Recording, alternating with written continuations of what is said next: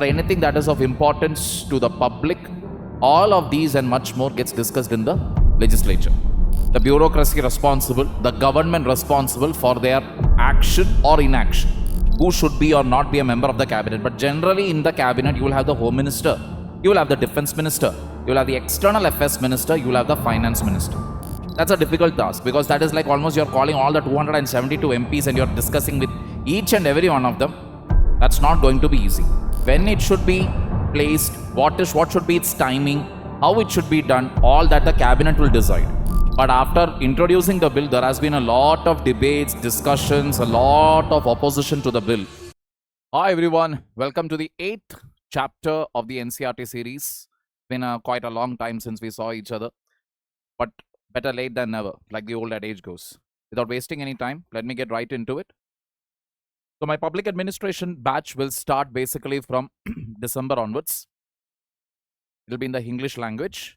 Those of you are interested may consider joining it. Apart from that, all the class notes of our NCERT series is available in the app. If you download the app, you will be able to access it from this section here. Now let us get into our chapter, which is legislature. So what do you mean by legislature? Legislature generally means a law-making body. To make laws, to decide on the framework of the country, what schemes should be run. Basically, generally, all these discussions with regard to laws, money, anything and everything that is regarding the nation or anything that is of importance to the public, all of these and much more gets discussed in the legislature. Commonly known as Parliament or Legislative Assembly, Parliament at the central level, Legislative Assembly at the state level. It is efficient and it is representative when you say. Now, efficiency, I know, it is a matter of debate. So, when we consider Parliament's overall efficiency and overall working hours, we know for a fact that efficiency is on the decline over the years. Quality of the representatives, that is, be it in the Parliament or in the Legislative Assembly, is not something that is great. Why? Because in the Parliament, you are almost having close to 50% of MPs with serious criminal cases against them. In the case of legislative assemblies, totally all over India, when you see, it is around 33% of MLAs are having serious criminal cases against them.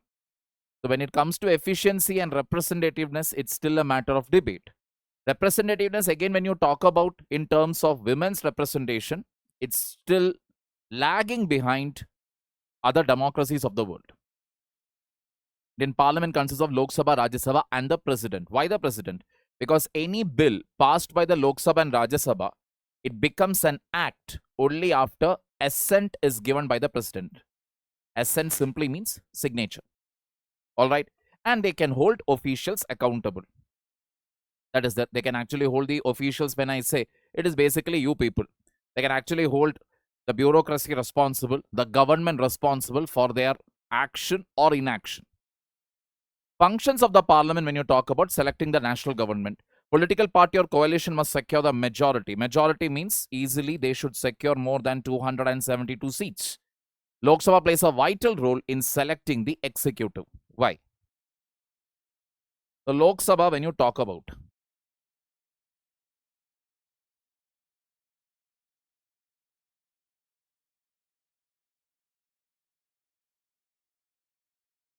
so this is the Lok Sabha. All right. And here,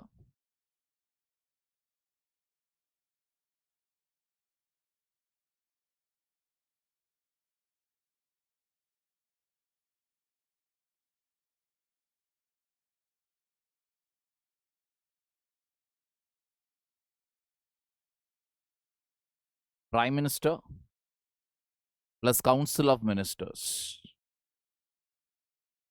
So this is your entire Lok Sabha. And in that, again, you'll have Prime Minister plus Council of Ministers. Either it can be a single party rule, like how we had back in 2014 as well as in 2019. Or it can be a coalition, like what we are having currently. Any which way, the understanding is very simple. Either as a single party or as a coalition, you should have more than 272 seats. Only then you are able to form the government. And there lies a story also. And what is the story here? As you can clearly see, it's like a double membership. Double membership by means, now these people, whoever are here, they are all ultimately what? Members of parliament, MPs they are. And they are also member of what? Part of the government. Getting the point here? They are also ministers. So they have double membership here. So this is where the executive is responsible to the Lok Sabha. This is your government here, literally. Got the point here? The government being accountable to the Lok Sabha. Decision making wise or practically how things work when you talk about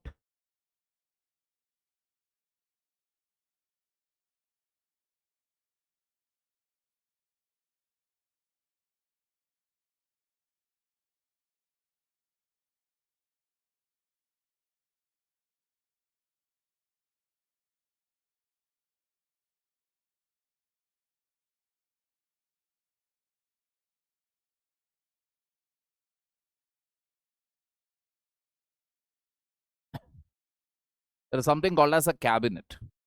Cabinet is nothing but prime minister with some of the most important ministers in the government. Most important when I say, it is again a discretion of the prime minister.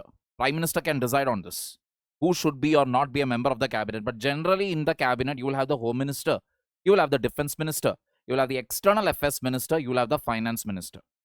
Idea is very simple. See, for each and everything, the prime minister cannot call all the council of ministers and start discussing with them.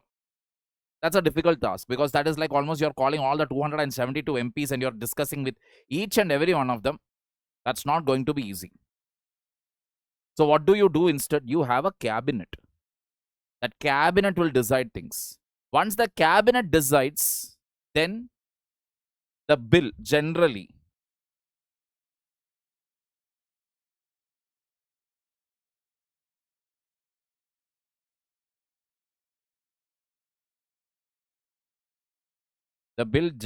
is then introduced in Lok Sabha.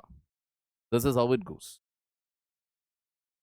The Prime Minister and the Council of Ministers, who are the government, within that again there is a cabinet. See, there can be other MPs here who are not part of this. Not that all the MPs who are part of the ruling party, they will all have what? They will all have a minister post. But the idea here is very simple. That is, government is Prime Minister plus Council of Minister. Important decision taking body, always the cabinet. Got the picture here? And if they want to introduce a bill, cabinet will take a decision after the discussion is done here. Then the bill is introduced in the Lok Sabha. This is the policy. Got it?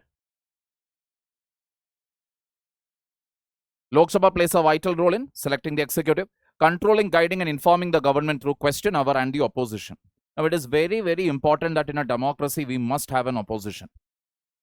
It is very important, because if the opposition becomes weak, then there is always a chance that the government can do anything and everything. Nobody to ask any questions. And questions are asked generally during the question hour. Legislative functions include enacting laws, drafting bills. Cabinet decides the timing and content of the bill. This is what I told you. That is all the decisions ultimately, when it should be placed, what should be its timing, how it should be done, all that the cabinet will decide. Financial functions, no doubt about it, be it taxation, important decisions with regard to the budget, any scheme of grants, etc. All of that is taken where? Inside the legislature only. Controls both taxation and government expenditure, introduction of new taxes, Parliament grants resources and responsible use of the same. That is, special grants, etc. can be given depending upon, let us say, a disaster, or maybe depending upon the nature of the state. If it is a really backward state, sometimes a one-time grant can be decided again by the Parliament. Apart from that, it represents different sections. Say, for example, 12 MPs are actually 12 MPs who are actually, stalwarts or experts in their respective field, they can be nominated by the president to the Rajya Sabha. Debating functions happens there, especially during the budget discussions. 3 sessions are held in the parliament, especially if you talk about monsoon session, budget session, and winter session. Then all these sessions, discussions will happen. Parliamentary discussions, we know how effective they are, and we also know to what extent ineffective they are. Because when you are having close to 50% MPs who are having criminal backgrounds, you cannot expect a quality level debate or discussion. That is a true fact. But when it comes to state legislative assemblies in our country, the performance is even more pathetic. Hardly any debates. Why? Because they don't even convene as a session. Constituent functions under Article 368, which is basically means to alter the constitution, that is to amend the constitution. Parliament can amend any part of the constitution as long as it does not alter the basic structure of it. Electoral functions, president and vice president are elected by the parliament, which very recently only the vice presidential election concluded. Judicial functions, removal of the president, vice president and judges of the High Court and Supreme Court, currently Justice Verma's case, for example. Moving on. 2 houses of parliament, Rajya Sabha. Rajya Sabha is the upper house of parliament in India, indirectly elected through a 2-step process. Residents of each state elect MLAs and they elect MPs for the Rajya Sabha. And this again is based on population of the state. Or in other words, states with more population will end up getting more representatives. What does that mean? What is the implication of it? Implication is pretty much simple. Northern states with a higher amount of population will end up getting more representatives compared to the southern states. States with larger population will have more representatives than states with smaller population. 12 members nominated by the president who excel in fields such as literature, science, art, and social services. Lok Sabha, directly elected by the people. Entire country is divided into constituencies with roughly the same population per constituency.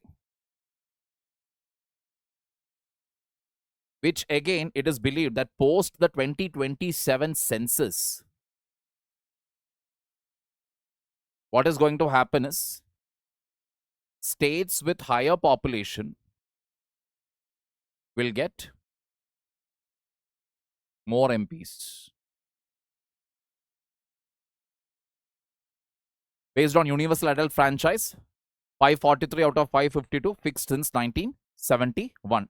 That means the number of seats is fixed. Maximum strength stands at 550 now because of the 104th Constitutional Amendment Bill abolishing the seats reserved for Anglo-Indians. Term is 5 years. Significance of having 2 houses in parliament is better representation and checks and balances. That is, in other words, why do you need to have 2 houses? So that the Lok Sabha cannot pass any bill very hastily, just because they have a huge majority there. One of the current challenges, especially if you talk about the current government, one of their biggest challenges, they cannot easily pass any bill that they want simply because they don't have such a huge majority in the Rajya Sabha. So they always need to take the confidence of the Rajya Sabha before coming up with any new bill. So that is a reason why when it comes to the one nation, one election, as well as the very controversial Uniform Civil Code are still in the ICU. That is, we still don't have any idea whether this will come or not. Got the point here, people? 6 states with bicameral legislature: Andhra Pradesh, Bihar, Karnataka, Maharashtra, Telangana, and UP. Bicameral legislature means you have in these states what we call legislative councils.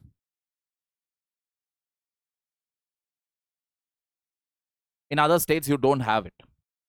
All right. Powers of the Lok Sabha: make laws on matters included in union list and concurrent list, can introduce and enact money and non-money bills. This is one of the most important function, the money bill part.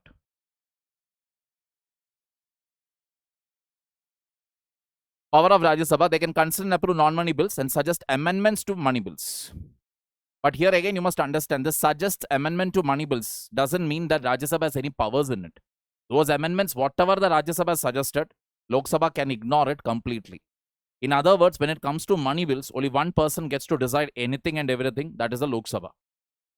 Approves proposals for taxation, budgets, and annual financial statement. They have to approve constitutional amendments. Controls the executive by asking questions, resolutions, and motions, and through no confidence motion. Exercises control over executive by asking questions, introducing motions, and resolution. No confidence motion can only be introduced in the Lok Sabha. Because why? That is where the magic number is. 272. If you don't have the support of 272 MPs, in other words, it simply means your government does not have the support of the Lok Sabha. In other words, the government will have to resign. That is what it simply means. Rajya Sabha, unlike the Lok Sabha, is a continuous house. It keeps on going. It does not have any term as such. Lok Sabha, it is 5. The current Lok Sabha will end when? 2029. It can end even before that in case the coalition partner of the current NDA, TDP, Telugu Desam Party, they decide to pull the plug and they decide tomorrow, okay, no, we want to support India Alliance, and if they decide to shift, this government will collapse.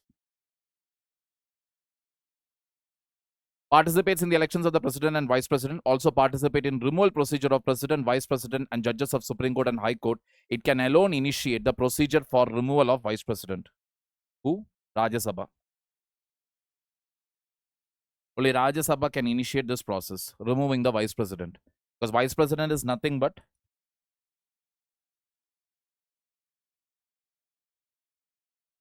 the chairman of Rajya Sabha. Establishes committees and commissions and considers a report, can give the parliament power to make laws on matters included in the state list.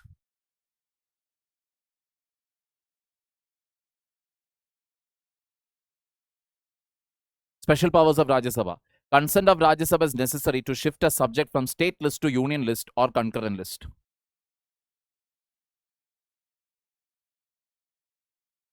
Otherwise, if you are planning to do it, let us say without even taking their consent, you are planning to do it, means you will have to bring in what? A constitutional amendment under Article 368. Where you will have to pass the bill with a special majority in both the houses. In some cases, special majority with ratification of at least half of the state legislatures. Got it, people? Exclusive powers of Lok Sabha, money bill, and the Council of Ministers being accountable to Lok Sabha. That is why I told you no confidence motion is applicable here. How does the Parliament make laws? Introduction and debate. Bill can be initiated by a private member or a government minister.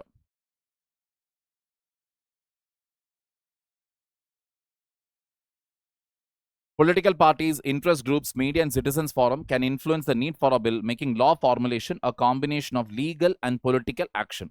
That means judiciary, media, civil society organization, anybody can, through propaganda, through campaigning, they can force the government or actually pressurize the government to pass a certain bill.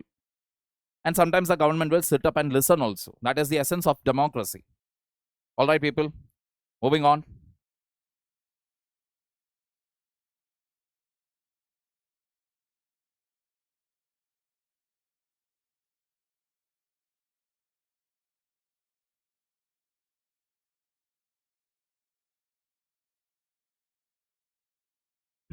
Oh, before that, what do you mean by a private member?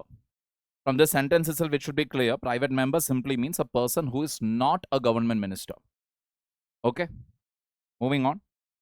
Policy approval and drafting. Cabinet will do it, and later, after the cabinet decides on it, it is either introduced in the Lok Sabha or in the Rajya Sabha.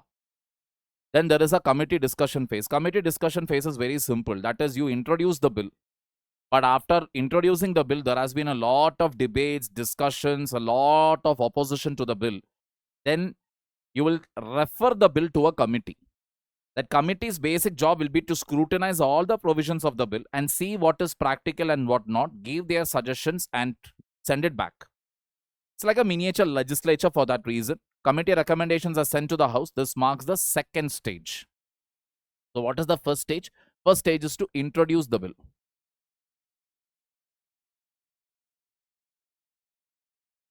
You only introduce here. Here, you will only talk about what is the bill, what are its provisions, etc. After that, generally the second stage is sent it to the committee for detailed analysis of its provisions, make suggestions, make changes. Then comes the voting and passing. Both houses must approve the bill. In case there is a disagreement, in some cases you have a joint session of the parliament. Money bill and Rajya Sabha. Okay. Money bill and Rajya Sabha, like I told you, Rajya Sabha has zero powers when it comes to money bill. Ultimately, once the speaker says that this is a money bill, it cannot be questioned even in a court of law. The Rajya Sabha has literally practically no powers. In fact, the current government especially has been notorious in this regard. Whenever they had to introduce anything that was controversial or anything where they did not have the support of the Rajya Sabha, they introduce bills citing it as money bill. And whatever is said or done inside the parliament cannot be questioned in a court of law. Even if Supreme Court, you put up a case challenging how did this bill become a money bill, Supreme Court cannot look into the logic of why you declared it as a money bill. Supreme Court also can only look into whether the procedure established by law has been followed. That is, before introducing the bill, was the president consulted? Then did the speaker stamp it as a money bill? That process, was it followed or not? So the limited powers. So once the Lok Sabha says, or rather the speaker says, this is a money bill, means that's it. No further argument, no further question. Rajya Sabha's powers ends there. And in that case again, once it goes to the president, president has to give assent to the money bill. If the president, there is no option of president not giving the assent and all. Clear? Journey of the domestic violence law and the role of citizens. In the 1990s, there was a growing recognition of the needs for a new law to address domestic violence. Lawyers collective, a group of lawyers, law students and activists took the initiative to draft the Domestic Violence Prevention and Protection Bill in 1999. This draft bill underwent extensive consultations and was widely circulated. 2002, it was introduced. A new version of the bill was introduced in 2005. And finally, Protection of Women from Domestic Violence Act came into effect in 2006. A clear example of how, people other than MPs or bodies other than the legislature also can actually frame and draft law and actually pressurize the government, coerce the government into passing a law. Issues with unpopular and controversial laws, farm laws, electoral bond schemes. The farm laws clearly shows what unpopular laws government will have to take a U-turn. In the case of electoral bond scheme, which was struck down by the Supreme Court, again shows that if anything that is passed hastily will have to go through what? Article 13, that is judicial review.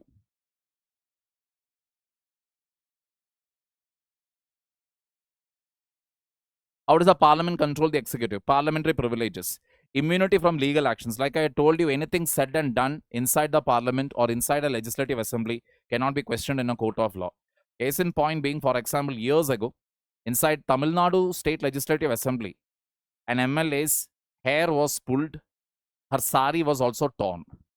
She later went on to become the Chief Minister of Tamil Nadu, the former Chief Minister, Jayalalitha. Alright. Similarly, inside the parliament also, when a particular MP stood up to read a women's reservation bill, another MP came near her, snatched the bill from her hand, tore it up into pieces, threw the paper there, went and sat back. Can this be questioned anywhere? No. It is almost like, how to put it.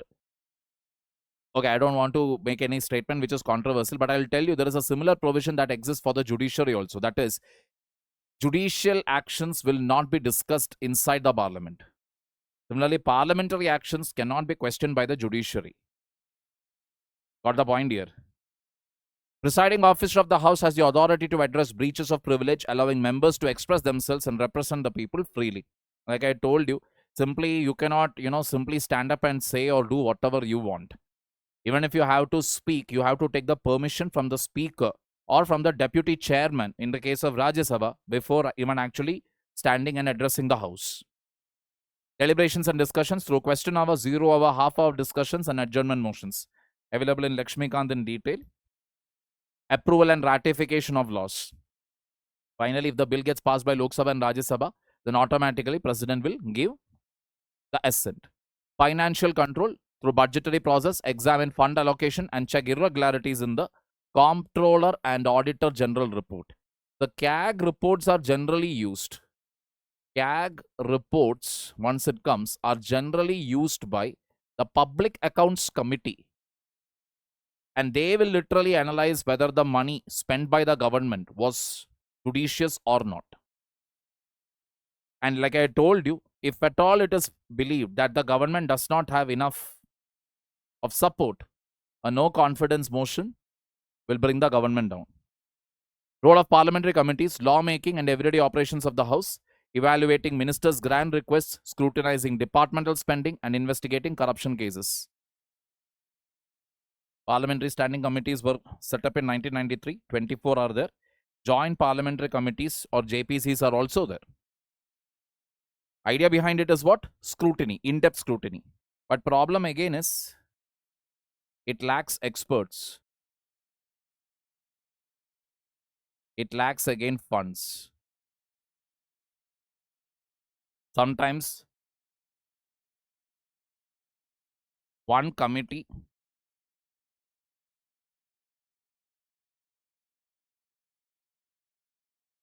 for everything. Clear, people? Anti-defection laws. Anti-defection law simply means Aya Ram, Gaya Ram. This is in reference to that MP who basically changed his party 3 times in a single day. 3 times. So defection simply means I got elected, let us say as a Congress candidate. I got voted and I became an MP. Later, BJP party came into power. So BJP is like calling me, because BJP has a very thin majority. They are calling me. They are like, you come and join us. You know, they are calling. So we will give you money or we will give you a minister's post, etc. I got elected as what? As a Congress candidate. People voted for me thinking that I'm a Congress party. What is the member? But after the election now, what do? I go and join BJP government. That is defection. Got the picture here? This used to happen in a huge way in our country, at least till the 80s. It was during the Rajiv Gandhi's era as Prime Minister that we actually brought in this law, the anti-defection law. So today, if you actually see the reality, today, wholesale defection to an extent is allowed. Retail defection is not allowed. Wholesale defection, when I say, like en masse, that is, let us say more than 2/3 of a party decides to go and merge with another party, that is considered to be perfectly legal. 2 or 3 MLAs or MPs decides to switch the party after the election, then it is considered to be what? Defection. So this keeps happening in our country. At the state election level, when you see, almost all parties are guilty of this. Be it BJP, be it Congress, be it Trinamool Congress, be it Aam Aadmi Party, everybody, everywhere are guilty of this. Guilty in the sense, what I mean is, you get voted under one party, all right, as an MLA, but then later after the election is won, or after the elections, you see that another party is offering you power, position. In the greed for that, you go and join. Plenty of examples are there for this. 52nd Amendment Act 1985 brought the Anti-Defection Amendment. This was modified by 91st Amendment. Presiding officers takes final decisions on cases of defection, which again is very, very controversial, because at the state level, generally, speakers don't take action, even though they know this is defection. What level? State Legislative Assembly. Why speakers don't take action? Speaker is generally from the ruling party. So speaker is not going to take any action against their own party, right? And ruling party would have formed what? The government.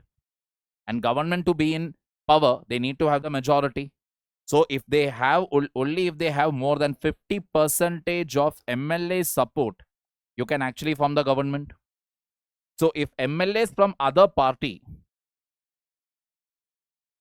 decides to give support to the ruling party or to the government, what will the speaker do? Speaker will maintain complete silence. This is what is happening in the country. All the parties, political parties, are guilty of this. At the state level, whoever has formed government, almost all the political parties, if not now, at least in the past, they are guilty of what? Defection and encouraging defection. Got the picture here, people?